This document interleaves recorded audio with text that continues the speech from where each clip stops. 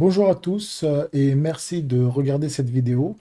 Aujourd'hui, nous allons parler des monnaies fiduciaires, les monnaies fiat comparées aux crypto-monnaies.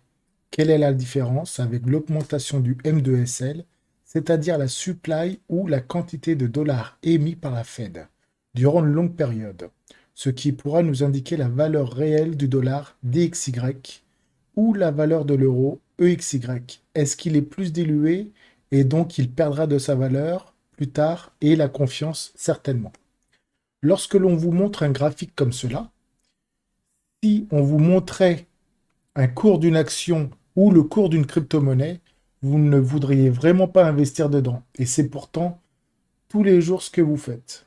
Pourquoi? Parce que vous n'avez pas forcément d'éducation financière et on n'arrête pas de vous rabâcher la même chose, c'est-à-dire des bêtises sur les monnaies et la dangerosité des crypto-monnaies. Comme on a dit, qui n'entend qu'un son n'entend qu'une cloche, et c'est pourtant les médias qui vous rabâchent les mêmes choses pour inciter à faire ce que la smart money ou les gouvernements veulent que vous fassiez. Donc partons un petit peu sur les graphiques. Nous sommes sur chaque bougie est égale à 3 mois. C'est bien une loi de dos. Plus haut, plus bas. On vient casser le plus haut, mais la tendance générale est bien baissière. Tant qu'on n'a pas cassé ce high, on n'ira pas forcément plus haut et on retracera. Peut-être que là, il va y avoir un retournement du DXY et qui ira directement plus bas. Maintenant, on va passer également EXY. Alors là, vous avez peur parce que quand on regarde cette charte en 3 mois, chaque bougie est égale à 3 mois. Vous voyez bien qu'il y a une baisse constante de l'euro. Est-ce que vous voulez investir dans l'euro? Malheureusement, on y est obligé parce que votre salaire est payé en euros et vous faites des achats en euros. Voilà. Pour de l'investissement, eh bien, si vous voulez faire de l'investissement, maintenant il y a le livret A, je crois, qui est passé, nous sommes au mois de février 2023, à 3%. C'est génial, 3%. Sauf que l'inflation, elle est de 6,5. Donc déflaté, quand on prend les 3% moins l'inflation, 6,5%, elle est avec une perte de 3,5%. Donc maintenant, nous allons passer au M2SL. Là, c'est une ligne comportant toute l'impression monétaire de la Fédérale Réserve. Et nous voyons bien que entre le 1er janvier 2020 et le 31 janvier 2022, nous avons eu 35,97% de la supply qui a été émise. Donc forcément, vous diluez une monnaie. Si on augmente la supply, on diminue la monnaie et l'effet de rareté dans celle-ci. Et avec le quantitative tightening, il y a eu une baisse de 2,45% ou 2,50%. Voilà. Maintenant, ce que nous allons faire, c'est comparer, par exemple, des valeurs comparées au M2SL. Parce que si vous comparez au DXY ou au dollar, forcément, ce sera plus haut et meilleur. Mais ce qu'il faut comparer, c'est la valeur du dollar par rapport à la dilution du M2SL et ensuite, après, faire un ratio. Donc aujourd'hui, nous allons regarder les composants de l'indice du dollar américain est composé de 57,60% de l'euro, 13,6% du JPY, 11,90 de la livre sterling, 9,10 du dollar canadien, de la Suède et de la Suisse.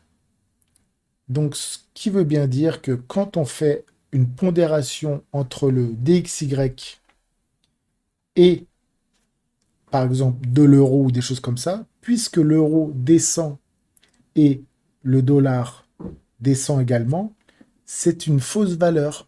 Elle est tronquée, cette valeur.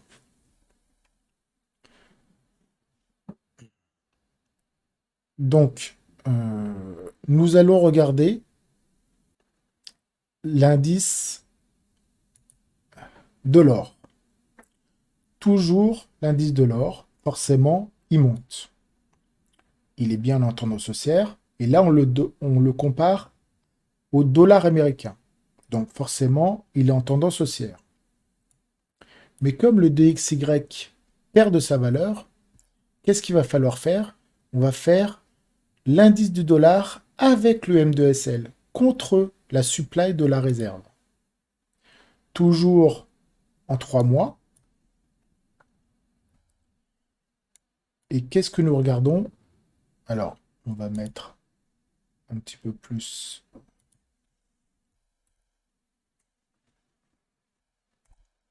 Donc, à l'origine, en 84, il valait un certain prix. Forcément, ça a modifié quand j'ai augmenté le ratio. Mais qu'est-ce que l'on voit? C'est qu'il est en chute perpétuelle, l'or. On croit qu'on gagne de l'argent sur un indice du dollar qui est de plus en plus sous-évalué. C'est sûr qu'on gagne de l'argent par rapport à un dollar qui est sous-évalué. Sauf que c'est une bêtise, puisqu'il est toujours en tendance baissière. Si on voulait faire vraiment le vrai ratio, par exemple, entre une valeur comparée au M2SL, par exemple, nous allons regarder sur, par exemple, le SP500, sur le M2SL. Là, il est un petit peu en tendance haussière, mais il arrive certainement dans un range. Là, dans les années 2000, il y a eu la bulle de l'Internet, donc ça a bien descendu, et là, peut-être qu'il va redépasser. Mais en attendant, c'est un peu un range. Maintenant, nous allons comparer le BTC comparé au M2SL.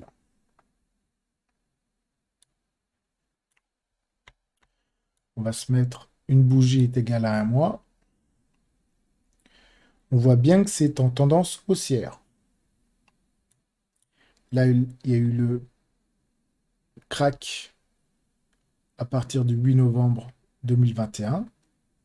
On est en bear market, mais là, on est bien. On n'a pas cassé le plus bas d'ici. Pour l'instant, c'est bien une tendance haussière. C'est une loi de dos. Des plus hauts de plus en plus hauts. Et des plus bas de plus en plus hauts également. On est bien d'accord. Maintenant, on va regarder également Tesla comparé au M2SL. On va se mettre en log. Et là, on est bien en tendance haussière sur Tesla. Donc, c'était surtout pour vous dire qu'il ne faut pas regarder un indice par rapport au dollar ou à l'euro parce qu'il est plus dilué. Et forcément, s'il est plus dilué, l'effet de rareté n'est plus du tout la même chose. Il faut investir dans des actifs qui sont comparés à la monnaie qui est en circulation et c'est là où vous pourrez faire des gros gains. Ce n'est pas en comparant des dollars ou des euros avec des monnaies fiduciaires. C'est comparé avec un autre actif qui est le plus parlant. Je vous remercie pour avoir visionné cette vidéo. N'hésitez pas à faire un petit like ou à vous abonner à ma chaîne. Merci bien, bonne journée.